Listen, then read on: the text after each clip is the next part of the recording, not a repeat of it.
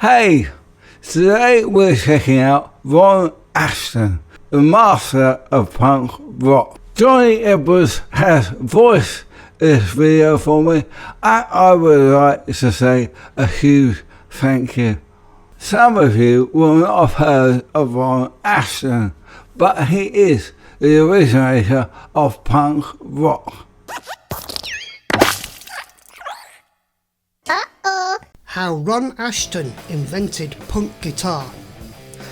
The first time most people heard Ron Asheton play the guitar, they could have confused him for a hippie. That was on 1969, the opening track to the Stooges' 1969 self-titled debut.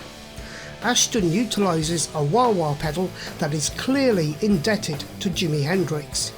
That intro would be the first, last and only time that Asheton would ever play or sound like anyone else. Although his recorded guitar legacy is mostly confined to just the first two Stooges albums, Ron Asheton's effect on guitar playing was seismic.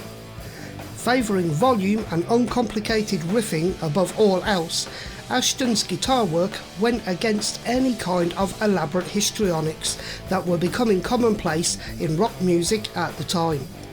The stripped-back, highly distorted style was the first embers of punk rock, a full decade before the term became known worldwide. Asheton was originally a bass player, and his dedication to simplicity and root notes became an essential part of his minimalist playing style. When the Stooges regrouped for the recording of Raw Power, Asheton was relegated to bass duties, something that he was unhappy about, even though it was his first instrument. Perhaps because he had established a unique sound within the band, Asheton was reluctant to give that up. Asheton's power was to pair the basic with the unhinged. The rip-rolling solo that leads off I Wanna Be Your Dog quickly descends into a beyond minimalist descending three-chord riff.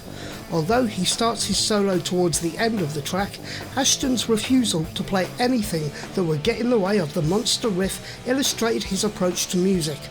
Complications would never get in the way of the Stooges' gruff impact. Distortion had blasted into rock and roll by the time that Asheton and the Stooges hit the scene, but nobody's distortion sounded as dirty or as ugly as Asheton's. It harkened back to the earliest days of the band, when drones and vacuum cleaners were employed to create a tornado of noise.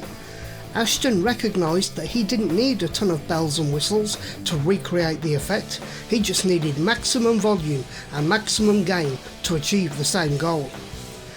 Asheton's sound wasn't just based on ugliness, however.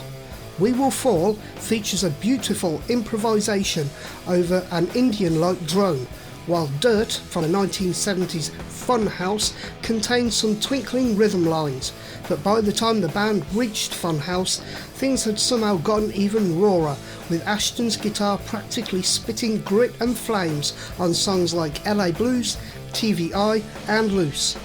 Looking to match Iggy Pop's screams in terms of unrestrained energy, Asheton got even further away from calmness and good taste.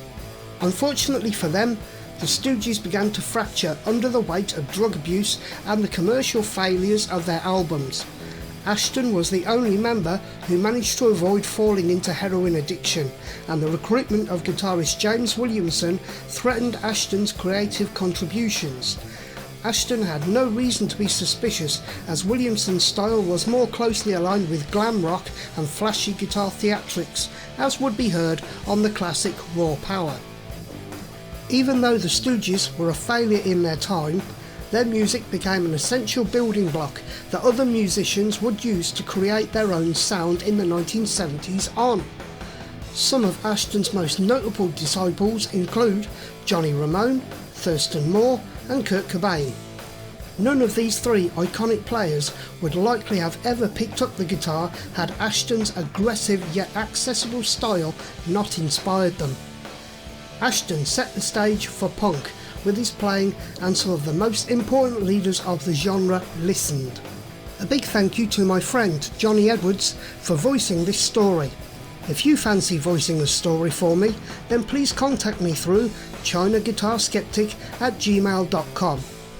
I'll be back with the best content I can very soon, But in the meantime, you take good care.